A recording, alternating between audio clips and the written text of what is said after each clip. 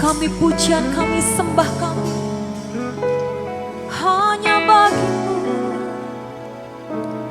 Ku mau memujimu, ku selalu pujimu. Ku mau menyembahmu, ku selalu sembahmu. Kau yang layak terima semua pujian, kemuliaan hanya bawa pujianmu yang terbaik. Ku mau memujimu, ku selalu puji. Tujuan kami ada di tempat ini, kami hanya mau menyembah Yesus Tuhan kami. Sebab hanya Engkau yang layak, Kau yang layak terima semua pujian, kemuliaan hanya. Tetap dalam hadirat Tuhan kita bangkit bersama. Ku mau memujimu, ku selalu pujimu. Ku mau menyembahmu, ku selalu sembahmu. Kau yang layak terima semua pujian, kemuliaan hanya bagi Tuhan. Segenap hati, segenap jiwa memuji Tuhan. Mau memujimu, ku selalu pujimu. Ku mau menyembahmu, ku selalu sembahmu. Kau yang layak terima semua pujian, kemuliaan hanya bagi Tuhan. Kau yang layak, Kau yang layak terima semua pujian, kemuliaan hanya bagi Tuhan. Kau yang layak terima semua pujian, kemuliaan hanya bagi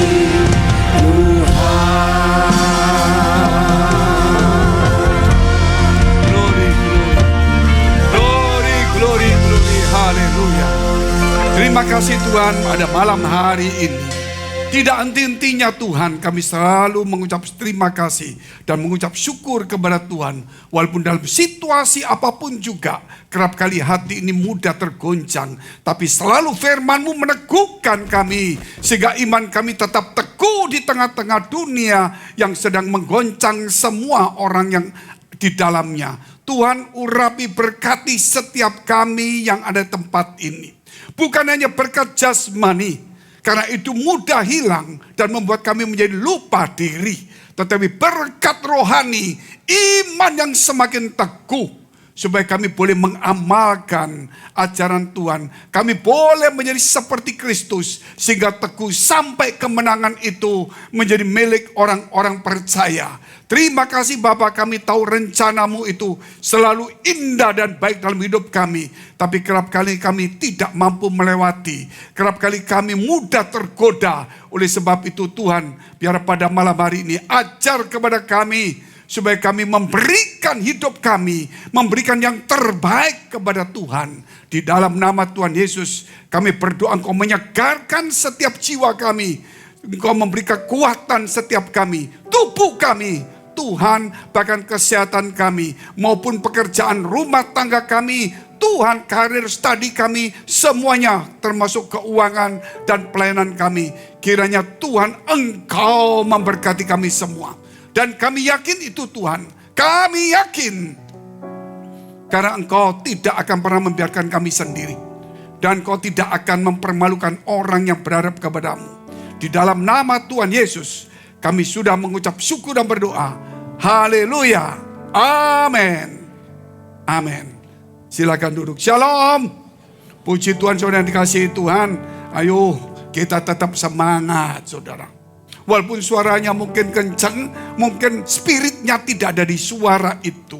Mungkin suaranya serak, tetapi spiritnya ada di sana. Saudara, jadi kita bukan adu kerasnya suara, panjangnya suara, tapi spirit yang ada di dalam suara kita, spirit yang menjiwai kehidupan kita, spirit yang membawa langkah kita, spirit yang membawa pelayanan kita, itu yang harus ditonjolkan. Karena spirit itulah menunjukkan kadar iman kita, saudara. Hanya kalau kita aktif pelayanan tanpa spirit itu kelihatan, saudara, itu tidak menunjukkan kadar iman kita. Tetapi kalau menunjukkan hanya tugas, rutinitas kita. Kadang-kadang jabatan kita. Tapi kalau kadar iman kita itu tidak bicara tentang tugas, rutinitas, tidak. Tetapi dia akan tetap melakukannya. Kenapa? Karena spirit itu yang menontonnya. Oleh karena itu ketika spirit itu menonton kita. Dan kemudian spirit itu ada dalam kehidupan kita. Langkah kita dalam gerak hidup kita. Dalam pelayanan kita, dalam pekerjaan kita. Saudara, maka kita tidak mungkin akan neko-neko kiri kanan macam-macam. Kenapa? Karena kita kuat sekali. Sehingga kita selalu bisa memberi yang terbaik kepada Tuhan. Yaitu hati kita, hidup kita. Tuhan sudah memberi kita terlalu banyak. Saudara, dan kita tidak bisa berhitung-hitung dengan Tuhan lagi. Jangan lagi hitung-hitungan, apalagi kita mancing dengan memberi terus kita supaya kaya. Sudah, Tuhan memberi terlalu banyak bagi kita. Berapa udara yang Tuhan beri pada kita. Pemeliharaannya, penyertaan firman-Nya, Roh Kudus-Nya. Pemeliharaannya dia berikan kepada kita. Terus bagaimana kita? Apakah kita cuma santai-santai? Ya aku pelayanan, ya aku ke gereja. Apakah kita seperti bayi terus? Saudara, bayi seperti itu, pokoknya Tuhan mengasihi aku, dikasih, ya sudah, saudara harus memberi. Memberi hidupmu, memberi hatimu, memberikan yang terbaik seperti pujian tadi. Tuhan paling senang saudara kalau orang itu memberikan persembahan, korban. Korban ucapan syukur. Bukan, saudara, bukan berkeluh kesah. Tuhan paling suka sekali saudara kalau orang memberikan korban atau mempersembahkan. Persembahkan tubuhmu sebagai persembahan yang hidup, kudus, berkenan kepada Allah. Tuhan paling senang saudara. Contoh-contoh juga bagaimana Abraham ketika diberkati, Tuhan masih minta anaknya untuk dipersembahkan, tapi tetap dikembalikan saudara. Tuhan cuma ingin supaya kita mempersembahkan hidup kita. Mempersembahkan hati kita. Waktu kita kepada Tuhan. Kita gak bisa minta-minta terus sama Tuhan. Gak usah minta pun kita dikasih. Orang yang gak percaya pun tetap Tuhan pelihara. Apalagi orang yang percaya. Di manakah iman kita hari ini? Memang kondisi kita tidak sama semua. Punya uang sama semua, tidak. Saudara. Tetapi mungkin di dunia juga sama. Orang yang gak percaya Tuhan. Tetapi yang pasti orang yang gak percaya Tuhan, Tuhan pelihara kok. Mengapa kita takut? Gitu loh. Terus kalau takut dalam kehidupan kita, akhirnya kita tidak memberikan hidup kita terbaik kepada Tuhan.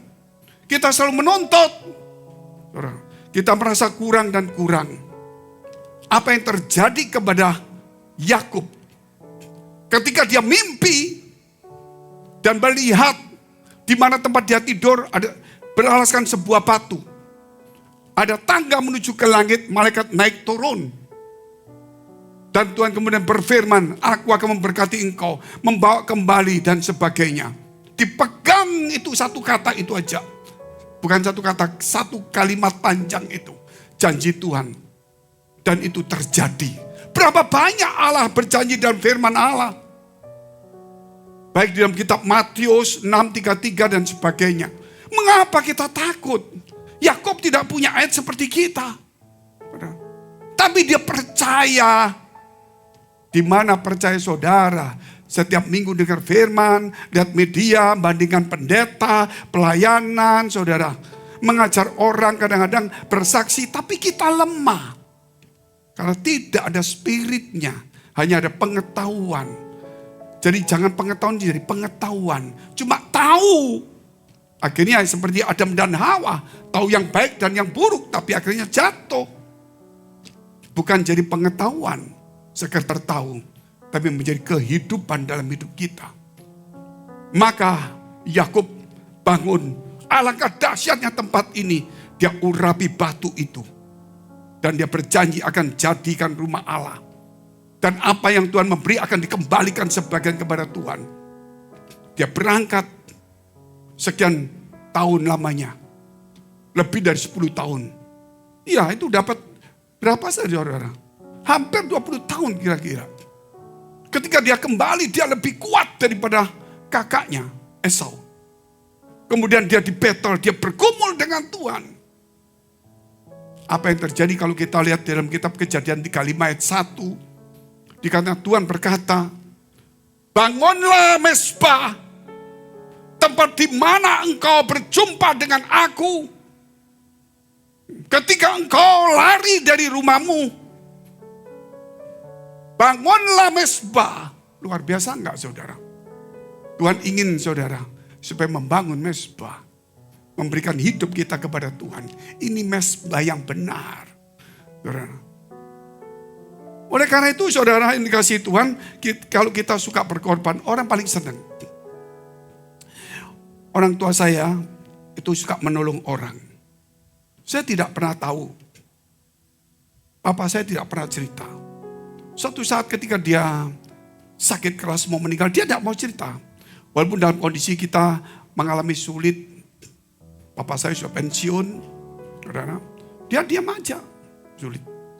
Tiba-tiba ada orang kaya, cukup terkenal lah di Surabaya. Ya terkenal, kaya termasuk ya kuat sekali lah. Mungkin ya kuat pokoknya kuat sekali. Saya heran tiba-tiba datang, memang itu dulu kita kenal. Karena itu pernah satu kelas dengan kakak saya. Suka bermain, tapi papa saya gak pernah cerita. Datang saya lihat, ini orang gede nih, orang kuat. Datang saudara. Datang bilang, mana papamu situ? Langsung dia panggil memang, manggil Cik. Pindahkan semua ke kamar satu. Semua dipindahkan semua. Dan dia tunggu lama. Papa saya cuma lihat gini. Siapa ini? Dia sebut namanya. Dia pegang kalungnya, pegang orang. Oh ya, lu masih hidup ya. Gua dengar lu kuat. Aduh, dia nangis saudara. Dia datang. Saat itu dia kumpulkan kita semua di situ.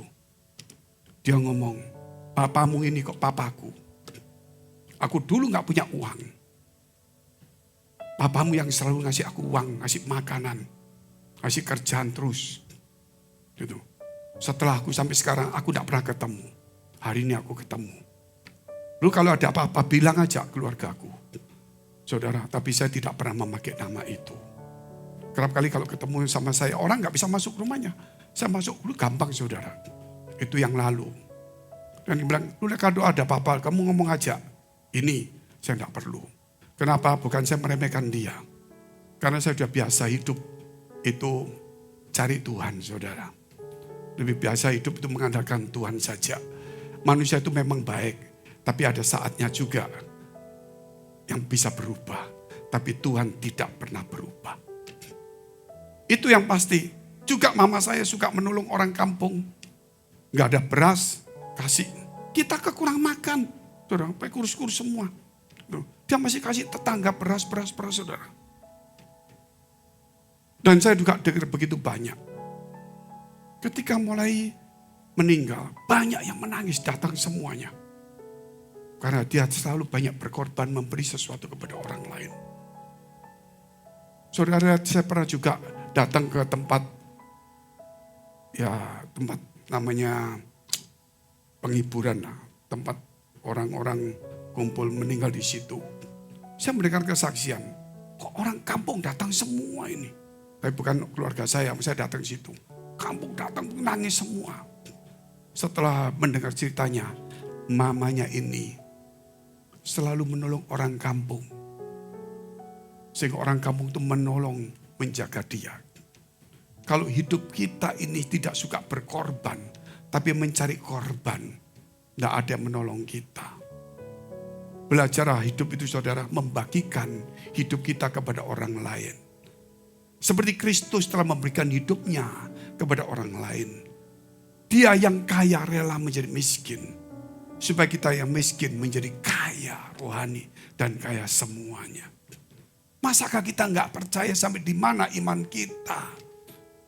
Sudah menjadi orang Kristen, sudah nggak usah terlalu panjang lebar dari kerjaan sampai itu mau hafal, bingung. 5 ayat aja ditangkap. Betul-betul, Matius 6:33, Hagai pasal 2, ini, cek, sudah.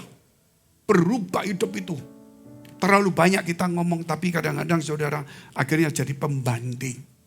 Jadi pengetahuan untuk adu perdebatan. Nunjukkan kalau aku pandai. Tidak perlu. Tunjukkan buah dari kehidupanmu. Bukan pengetahuan itu. Mari kita lihat dulu firman Tuhan. Mengapa Tuhan memilih kadang-kadang saudara? Ini salah satu yang kita tahu. Mengapa Tuhan memilih? Itu pertanyaannya. Kita lihat dulu. Dia pilih satu tempat, kita lihat dulu. Kisah Rasul 16 ayat 5 sampai dengan 10. Dia memilih dan pilihan itu kemudian kenapa? Pasti ada sesuatu. Kita lihat dulu. Kisah para Rasul 16 ayat 5 sampai 10. Demikianlah jemaat-jemaat diteguhkan dalam iman. Dan makin lama makin bertambah besar jumlahnya. Kalau imannya meningkat, pasti bertambah. Tapi kalau kita tidak bisa bawa jiwa, berarti iman kita kerdil. Kalau kita terus minta diperhatikan orang, kalau iman kita kuat memperhatikan orang, pasti orang itu datang cari Tuhan. Ingat itu saudara. Jadi kita tidak bisa kerdil terus. Gereja harus berkembang. Kita lihat terus.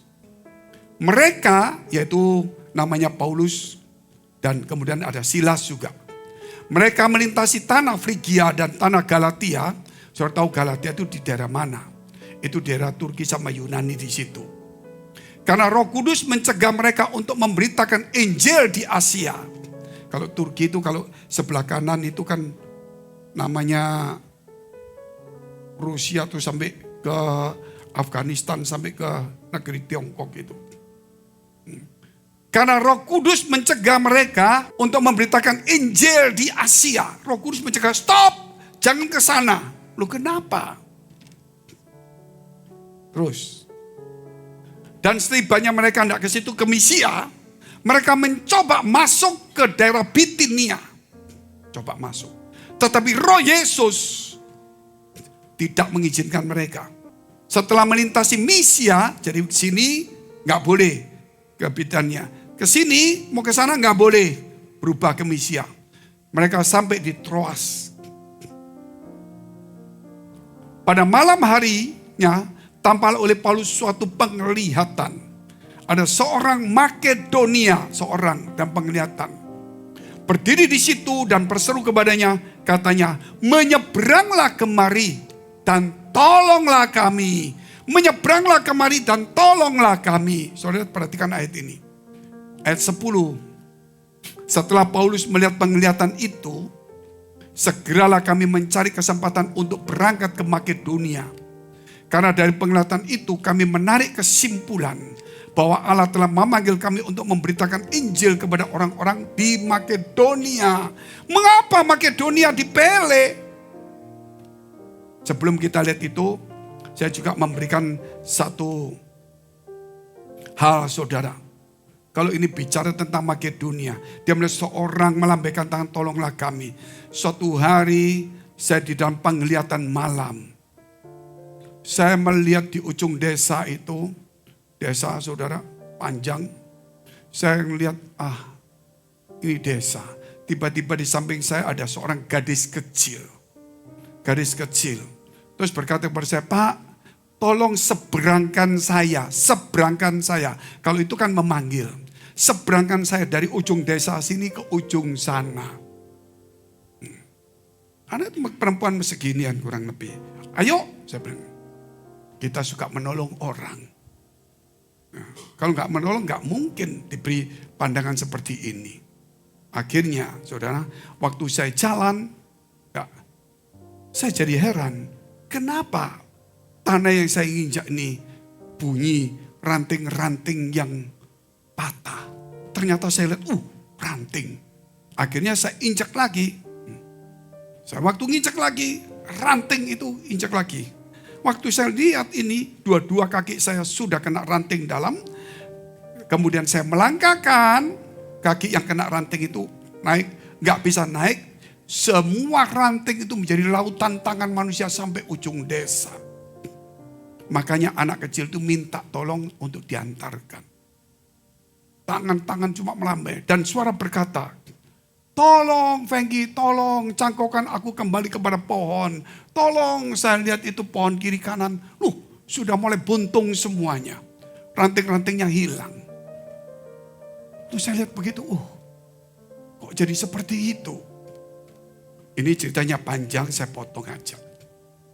Di dalam kitab Roma, karena Israel tidak percaya kepada Yesus, walaupun dia kuat agamanya, maka dipotong menjadi tidak percaya. Dan kita dari ranting lain, bukan dari pohon ini, dipotong, dicangkokkan. Kita menjadi Israel sejati, bukan bangsa Israel. Menjadi orang percaya Tuhan.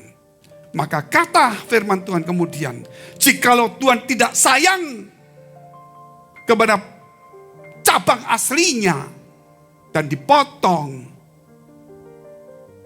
ingatlah kamu, jangan cuma melihat kemurahan Tuhan, lihat kekerasannya juga.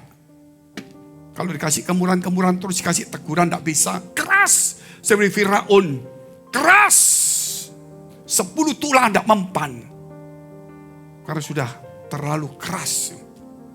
Saudara, kamu akan ditebangnya juga.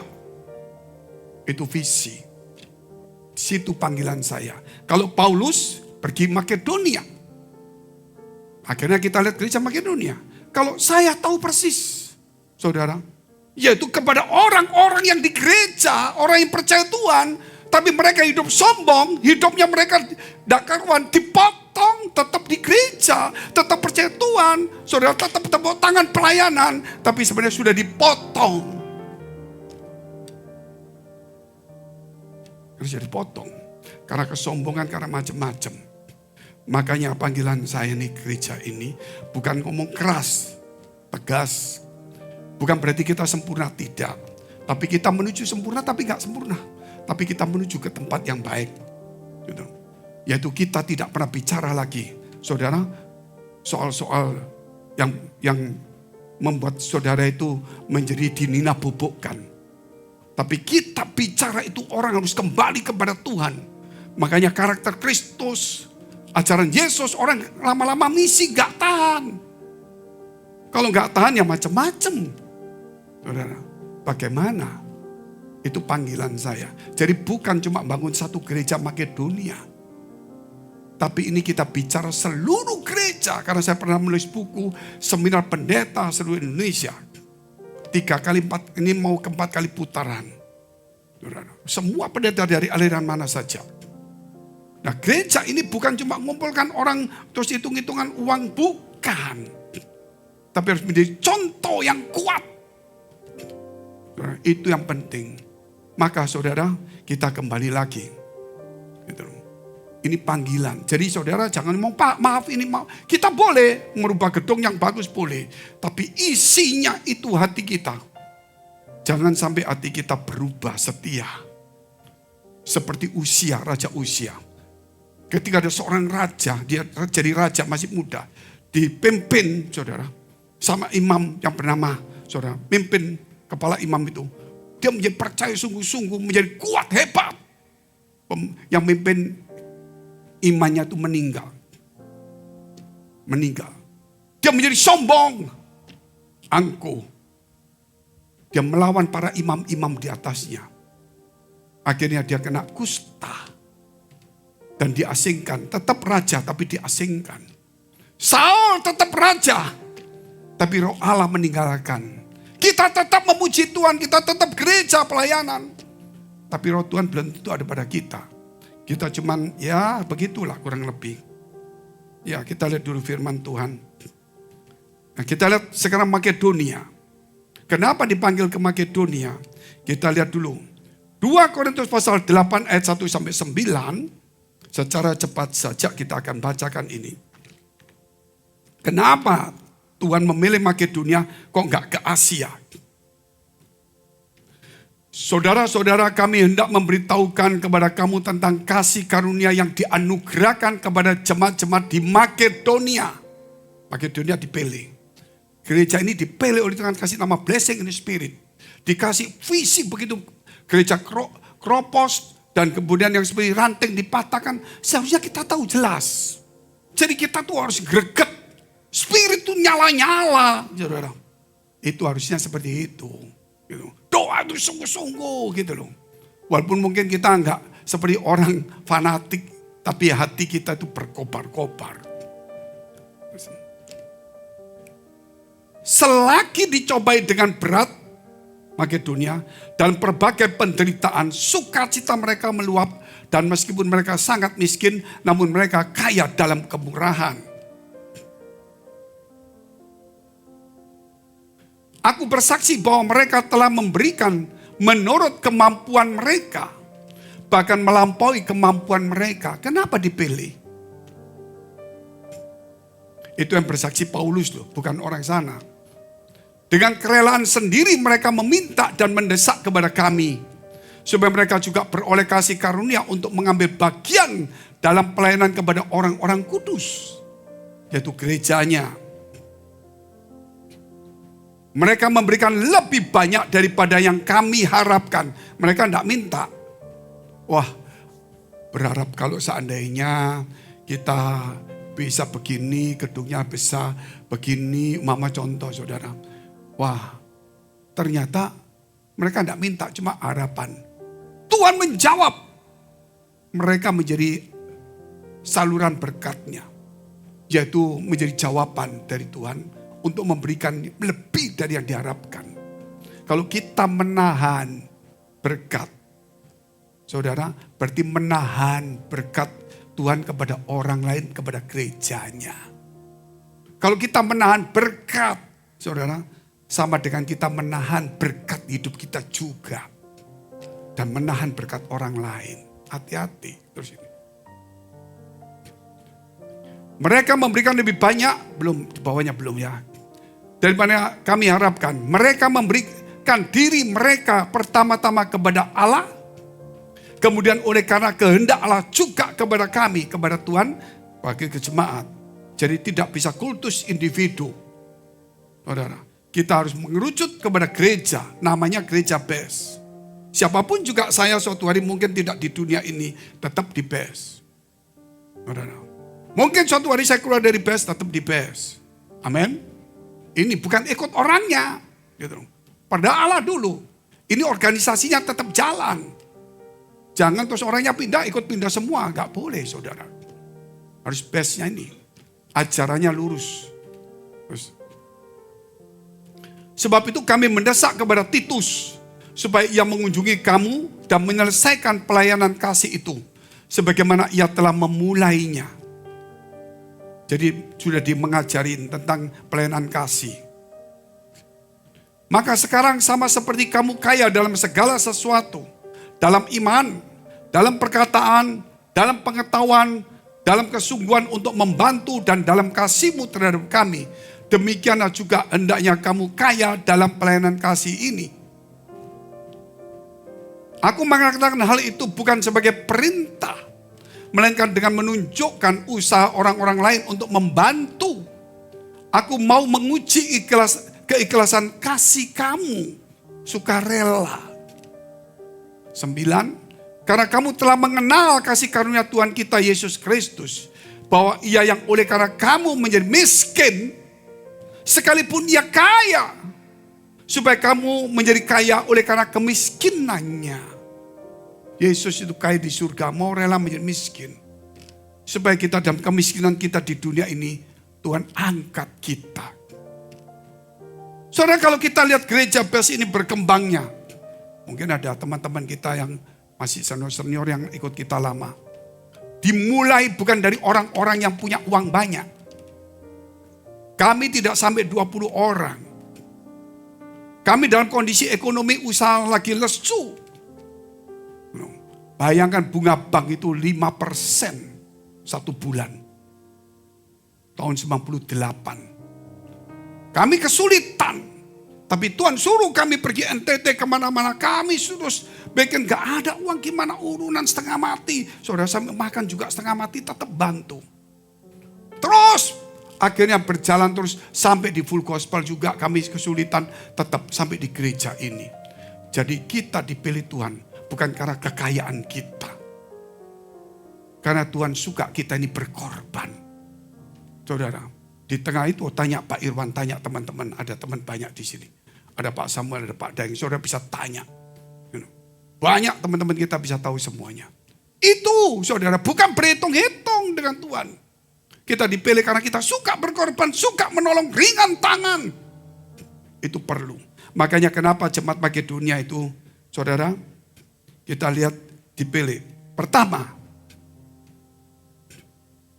yang tadi kita baca. Pertama, sukacita meluap dalam penderitaan. Bukan dalam kesenangan. Kita dicukupkan. Mungkin gak lebih, saudara. Tapi sukacita tidak meluap. Hati-hati, saudara. Sukacita meluap dalam penderitaan. Kenapa dipilih Makedonia ini? Sampai mereka ini mau pergi ke tempat Asia Tengah. Gak boleh. Kesini gak boleh. Sampai Roh Kudus bilang jangan. Roh Yesus bilang jangan ke Makedonia. Makedonia ada orang tolong nyebrang, tolong. Oh, di Makedonia kenapa? Ternyata kita lihat Makedonia ini dalam penderitaan sukacita meluap. Makanya firman Tuhan berkata, saudara, bersukacita senantiasa. Itu meluap. Jangan lihat penderitaannya.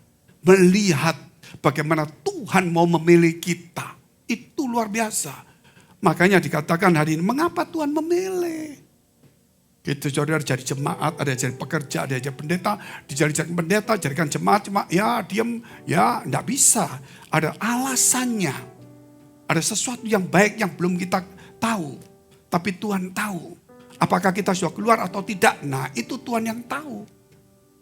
Pasti ada yang baik. Makanya jangan sampai emburu keluar. Berikan yang baik karena Tuhan telah memilih kita. Pasti ada yang baik. Jangan menyimpan kebaikan itu dan mengubahnya menjadi keburukan. Yang kedua, kenapa dipilih? Miskin namun kaya kemurahan.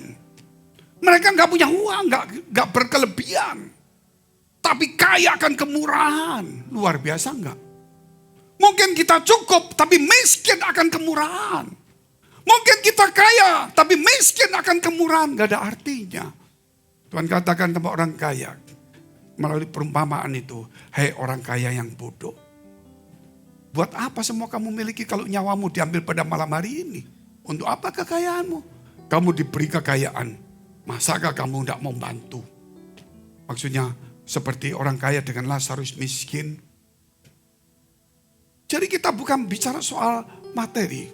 Kalau Tuhan percayakan kepada kita pelayanan, mungkin harta, kita bukan bicara kaya atau miskin, tapi kaya kemurahan itu harus ada.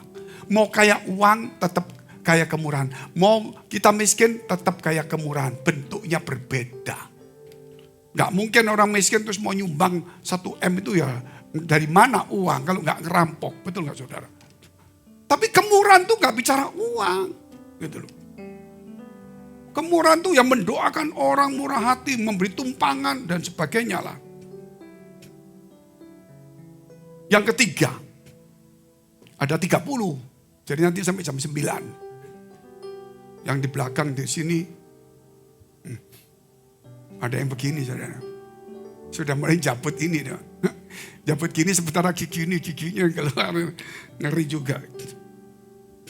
Yang ketiga, memberi melampaui kemampuan. Waduh ini, itu namanya orang berkorban. Pak, Saya nggak bicara soal uang, tapi ini bicara firman ini. Gitu. Ketika Tuhan memberi kekayaan kepada Abraham, Tuhan gak minta uangnya, minta anaknya. Ya, bayangin, kalau Tuhan minta uangnya cepet-cepet dikasih. Tuhan minta anaknya, aduh, minta separuh harta tak kasih Tuhan. Minta 90% harta saya kasih, dia minta anak. Tuhan gak minta harta, minta anak. Nah, biasa gak? Makanya saudara, keluarga kami ini bukan orang percaya Tuhan. Kami ini, keluarga kami itu taat di dalam agama leluhur. Punya patung, punya pemeliharaan gitu. Dan mama saya pakai pakaian putih-putih. Saudara. Saya bukan pendeta, bukan baptisan. Tapi kalau saudara lihat sampai sekarang, kami bukan keluarga pendeta. Tapi saudara lihat ini, dari keturunan mama saya langsung, bukan menantunya, keturunan langsung. Yang pendetanya 7 sudahan. Entah anaknya, cucunya, cicitnya, 7 pendeta. Yang keturunan langsung, yang semi pendeta, pekerja aktif pelayanan, sekolah teologi dan sebagainya, itu lebih dari 10. Itu belum menantu-menantunya. Padahal kami bukan keluarga pendeta. Kalau saudara sudah keluarga Kristen lama, berapa banyak. Makanya di gereja kita ini, saudara kok lihat seperti ini, melahirkan banyak pendeta, banyak pembicara. Anak muda di tempat ini, ya minimal semua mulai bisa khotbah, bisa pelayanan. Nah itulah impactnya. Bukan cuma datang berjemaat hura-hura, bukan. Itu impactnya kadang-kadang saya lihat, iya ya. Kami ini keluarga ini jadi seperti ini. Saya lihat keluarga pendeta, dulu bagus. Sekarang lihat pendeta, loh ini pendeta ngetop keluarganya cuma 3 jadi pendeta. Kami bukan keluarga pendeta. Oh, orang tua saya suka berkorban. Saudara, jadi Tuhan pilih orang yang suka berkorban. Hati yang suka berkorban. Orang yang suka berkorban, suka melayani, mau menderita untuk orang lain, berkorban, punya belas kasihan, punya kemurahan. Itu Tuhan yang pilih, bukan orang yang pandai. Makanya di sini harus punya seperti itu. Seterusnya, yang keempat berarti ya. Mendesak mengambil bagian pelayanan orang kudus. Dari mama ada orang-orang kudus ini, Pak, jangan repot-repot Pak. Jangan gitu. Sudah, nanti kita bantu atur. Orang puasa, Pak, sudah tetap puasa saja. Mungkin itu. Galon air mungkin saya bawakan, mungkin begitu saudara. Jangan terus, Bapak puasa, iya. Sambil puasa bawa galon, gak apa-apa supaya kuat. Hati-hati saudara. Hati-hati, nyobai Tuhan itu. Nah ini mendesak saudara, supaya orang kudus itu tetap fokus kepada Tuhan. Jangan orang kudus dikasih kesibukan yang aneh-aneh gitu loh. Contohnya, saya pelayanan Pak, pelayanan. Oh terima kasih, pelayanan berantem. Orang kudus yang mau doa ngurusin orang berantem ini gak selesai saudara. Itu namanya gak membantu pelayanan orang kudus. Kalau membantu supaya orang-orang kudus ini tambah kudus, jangan sampai kudis saudara. Berat kan orang kudus, saudara berantem lama-lama dia ikut berantem juga. Lama-lama marah juga gitu loh. Namanya manusia. Biar dia fokus ke pelayanan, saudara hidup damai supaya dia tetap tenang, gerejanya aman. Aku doa pun tetap orang kerjanya rapi, semua jiwa orang ramah semua. Penting. Kemarin beberapa waktu lalu saya ngopi saudara. Tempat itu mewah bagus. Tapi harga biasa lah. Mewah bagus lantai 2. Wih, bagus juga sih. Karena tempat lain penuh semua. Saya ke situ, gak tahu rame. Wah, bagus tempat ngopinya. Ya sudah duduk di situ. Wih, saya lihat signal gak jalan semua. Gak bisa, gimana caranya? Mati. Oh di pojok situ bisa. Oh ya keluar. Nah, anak saya bilang ke pegawainya. Sorry, ini belum pesan saudara berkasih. Bisa enggak aku pindah di situ? Si cewek itu saudara. Saya langsung gini, wah gak boleh ini. Gitu, gak senyum saudara. Saya bilang, wah berat gitu. Saya bilang gitu. Ya saya diam aja sudah. Sambil gini udah tak diemin aja sudah. Aduh, Ada. Sampai 10 menit gak ditawarin apa, gak apa-apa. Meja sana ada 2, kan kita 4 orang. 3 orang. Malah dipisah. Loh, berarti gak bisa. Gak lama lagi yang cewek gak datang, yang laki kurus datang. Datang kurus. Mungkin dilapor yang perempuan ini. Oh itu biasa. Datang. Mau pesan apa? Gitu. Ya kita mau pesan, tapi boleh enggak kita pindah di sana? Gak bisa. Terus dia pergi. Wih, galak benar ini. Makanya mewah, sepi. Persis kayak gereja bes yang sudah keluar orangnya. Yang sudah keluar. Yang masih dalam cantik-cantik, bagus-bagus lah. Ya, gitu. Saya bilang gitu, terus mari gitu. Ya setelah itu anak saya sabar gitu. Saya mau pesan aja. Langsung pesan banyak anak saya, ini. Dia tanya, Pak mau pesan? Enggak sudah. Terus orang yang tanya, Saya bilang, enggak. Saya enggak pesan, saya mau pergi karena ada tugas. Memang enggak bisa, mau apa saudara? Dia diam aja. Saya bilang, kenapa sepi? Karena galak. Padahal itu bukan owner.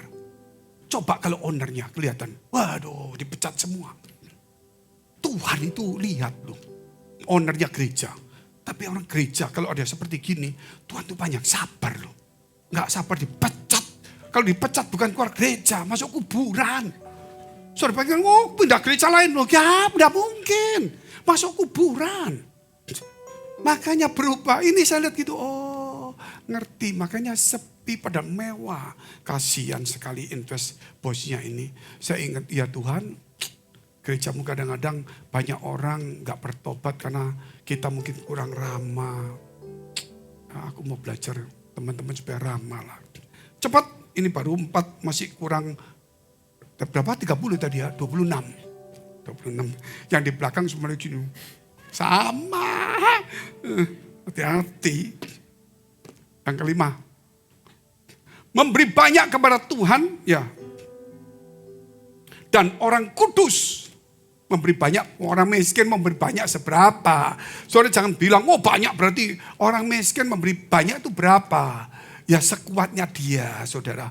Mungkin seperti kita ke NTT, saudara bilang, Pak Fengki kok mau gini. Saudara lihat di NTT. Mereka tuh gak makan ayam loh. Betul saudara. Mereka makan jagung yang namanya jagung bose. Tapi ketika kita datang, babi disembelih, ayam disembelih, dikasihkan kita. Mereka makan terakhir, padahal jarang makan. Anjingnya kurus-kurus, berarti gak pernah makan juga. Berarti mereka orang miskin. Tapi memberi banyak kepada orang-orang kudus. Bukan berarti saudara mereka berbuat salah, enggak. Jadi jangan diartikan seperti itu. Coba lihat saudara kalau pergi NTT pelayanan ke desa-desa. Saya pergi desa. Wih, kok tempatnya kotor begini, tidur gimana ya? Kamar kemantennya dikasihkan kita tidur, dia tidur di depan.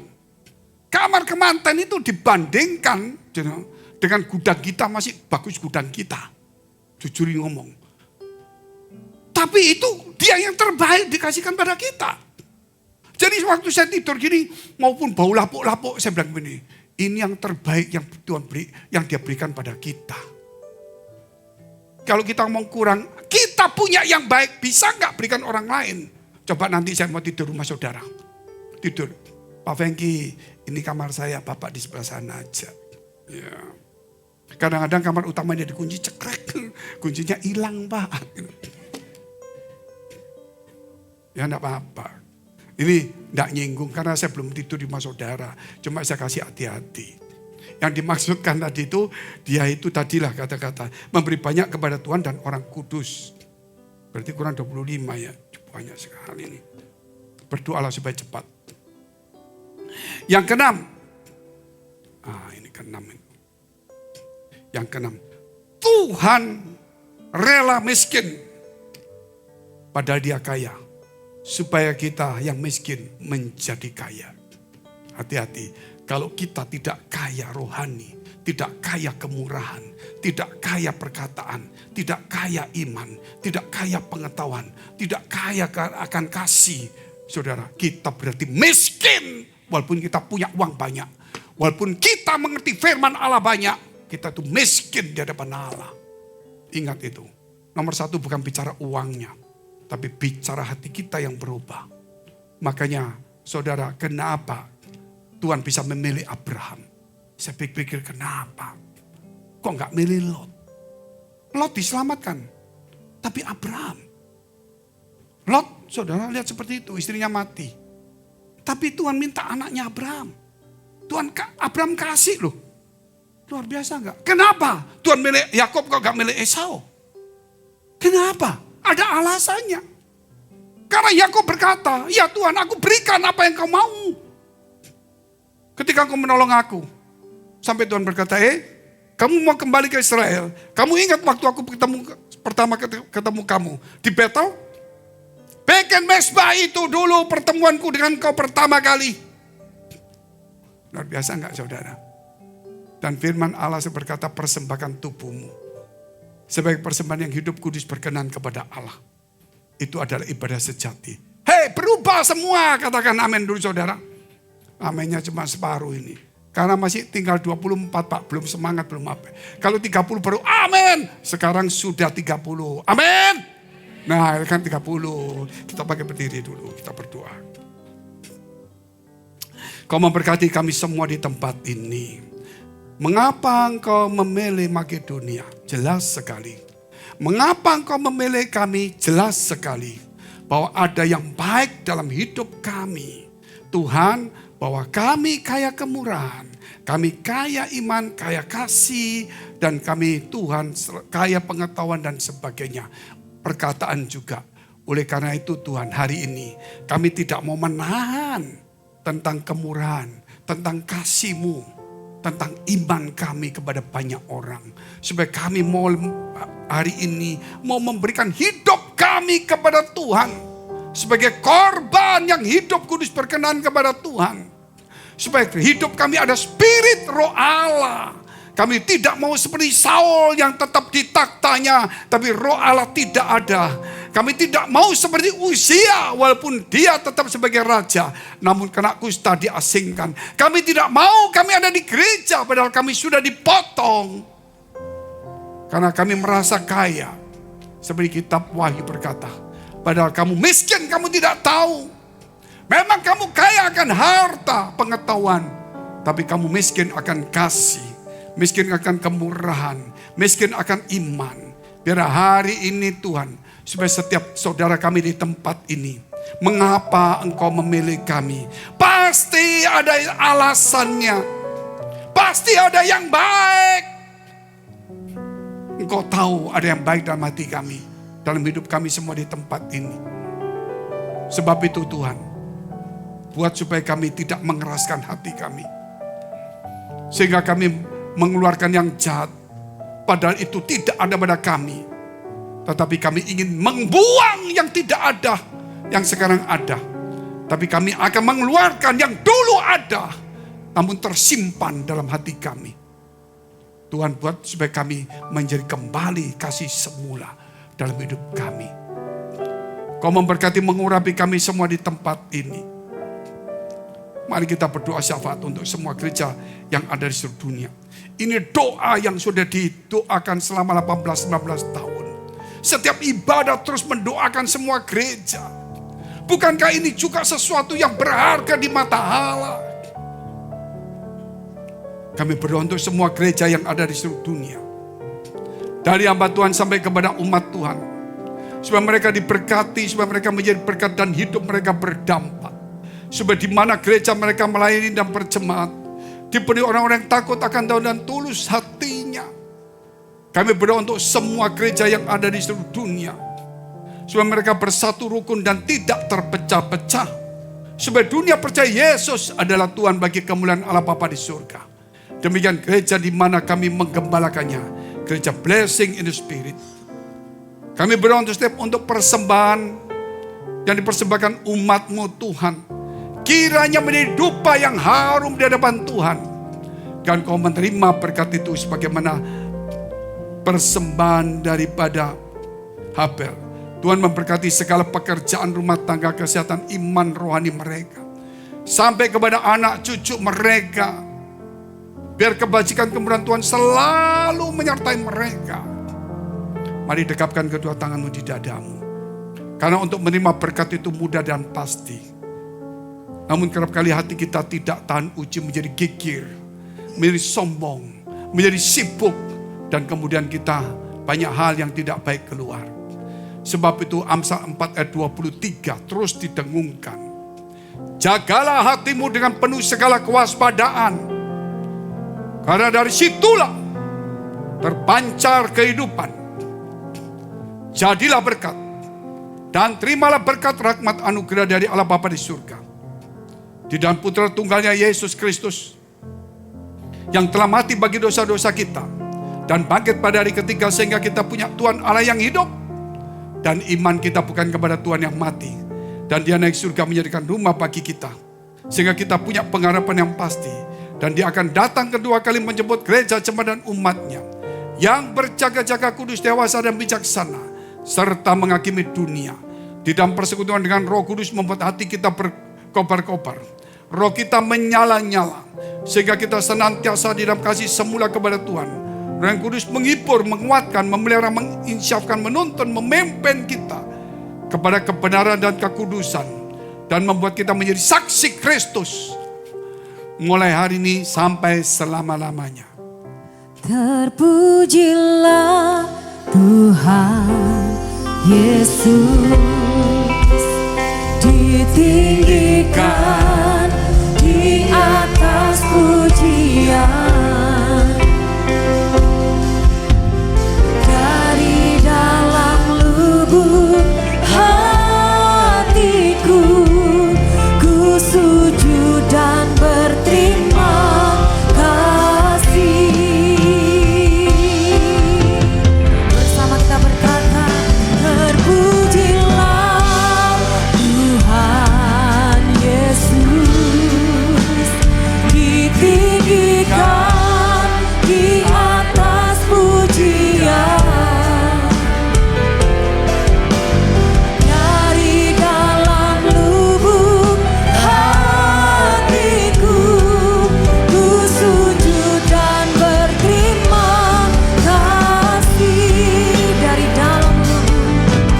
Dari dalam lubuk hatiku, ku sujud dan berterima kasih. Dari dalam lubuk hatiku, ku sujud dan berterima kasih. Mari bersama kita doa. Bapa kami yang di surga, dikuduskanlah namamu, datanglah kerajaanmu, jadilah kehendak-Mu di bumi seperti di surga. Berikanlah kami pada hari ini makanan kami yang secukupnya, dan ampunilah kami akan kesalahan kami, seperti kami juga mengampuni orang yang bersalah kepada kami. Dan janganlah membawa kami ke dalam pencobaan, tetapi lepaskanlah kami daripada yang jahat, karena Engkaulah yang punya kerajaan dan kuasa dan kemuliaan sampai selama-lamanya. Semua percaya berkata, amin. Selamat malam, Tuhan Yesus memberkati. Semua masalahku, Tuhan kasih jalan yang terbaik.